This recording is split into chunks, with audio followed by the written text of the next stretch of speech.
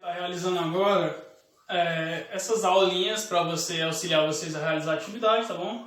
Apenas conceitos básicos. Reforço que é de suma importância que vocês façam a leitura do capítulo. A gente vai falar sobre o capítulo 5, né?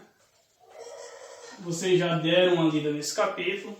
Espero que vocês façam uma releitura para vocês estar lembrando. E tá se aprofundando por lá também. Não esperem só pelo professor. Sejam curiosos. Qualquer pergunta estarei no PV a responder. Raio de luz e fonte luminosa. Vamos lá. O raio de luz nada mais é do que quando você pensa em raio de luz. Sei lá, você pode pensar no raio de sol, você pode pensar em uma lanterna, ou seja, uma fonte de luz primária. E aí a gente pode ver o que é fonte de luz e o que é corpo iluminado. Um exemplo de corpo iluminado é a Lua. A Lua não possui luz própria, é apenas um reflexo do Sol. Então ele é um corpo iluminado e não é um corpo que tem luz própria, ou seja, ele não é uma fonte de luz.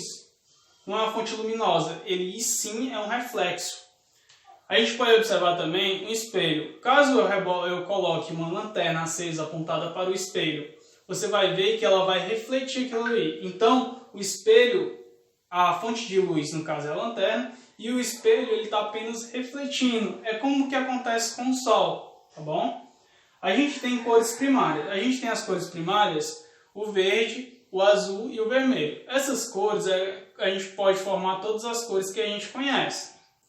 E a observação dessas três cores vai resultar num branco. Ok, galera? É muito importante a gente saber disso, que a junção dessas três cores primárias resultará em um branco.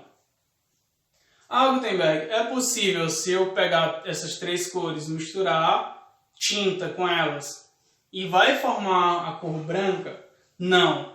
O que eu estou te falando é fenômenos relacionados à luz. Não estou falando em tela, não estou falando de tinta. Estou falando de luz. Mas o engraçado é o seguinte, as cores secundárias, a gente consegue formar elas através em tela também. Tipo, eu quero formar amarelo, eu misturo duas cores e obtenho um amarelo. Você está entendendo? Então pronto, a gente está trabalhando com luz, a gente está trabalhando com tinta. Apesar de ser cores, a gente está trabalhando com isso, beleza? Reflexão regular. O que acontece? Na reflexão regular é o seguinte. Em um determinado corpo é jogado raios de luz e esses raios eles são retilinamente jogados para fora. Isso acontece uma reflexão regular. Aconteceu regularmente. Bateu aqui, voltou aqui. A gente tem a reflexão difusa. E o que acontece na reflexão difusa, Gutenberg? Seguinte, esses raios de luz que vai vir para cá, eles vão sair de maneira difusa.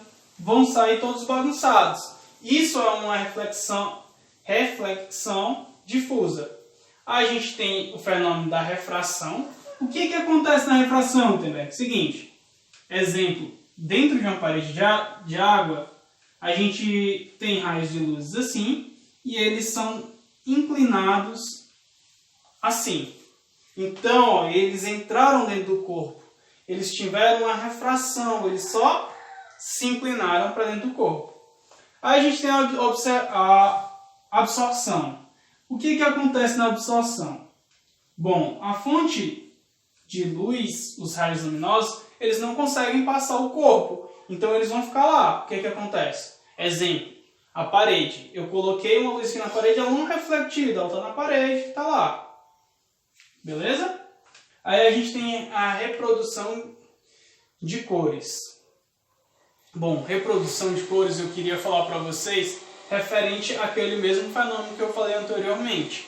A gente está trabalhando com luz. Então, caso tivesse uma tela, daria para eu formar o branco? Não daria, porque não estou trabalhando com tinta, estou trabalhando com o fenômeno da luz. Inclusive, óptica é o ramo da física responsável por estudar tudo referente à luz. Beleza? Então é isso aí, galera. Eu espero que tenha ampliado um pouco do conhecimento de vocês. E tamo junto.